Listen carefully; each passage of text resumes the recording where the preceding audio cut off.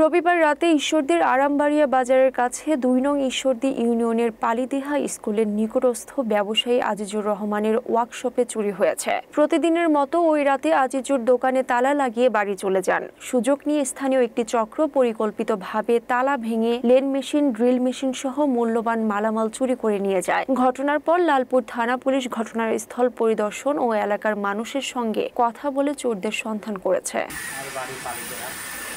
আমার আব্বুর নাম মোহাম্মদ আবুল শাহ। আমি ওয়ার্কশপের কাজ করি। আমার দোকান চুরি হয়েছে, আমার মেশিনপত্র, আমার কর্মের জিনিস চুরি হয়ে গেছে, অনেক টাকা। আমি খুব অভাবে মানুষ, কর্ম না করতে পারলে আমি কী করি থাকি? গরিব মানুষ, বউ সওয়াল আছে, একটা ছেলে একটা মেয়ে আছে। আমি যে কর্ম করি খাবো, কর্মের জিনিস চুরি করে নিয়ে গেছে।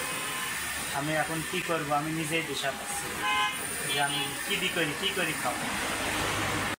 আমার দেশবাসীর কাছে একটাই অনুরোধ, আমার জিনিসপত্র হারাইছে, সরকার আমার জিনিসপত্র দিলেই আমাকে পৌঁছায় দিক, আমার জিনিসপত্র যাতে আমি কাজের জন্য আমি জিনিসপত্র পাই। কখন হচ্ছে রাত্রে, এখন সঠিক টাইমটা বলতে পারবো না। আমি সকাল 6টার সময় এসে দেখি যে জমি তালা ভাঙা ভিতরে নেবার। আমার যখন আসি দেখি, যখন আমার দোকান ভাঙা, ভিতরে আসি দেখি যে মেশিনপত্র মারা।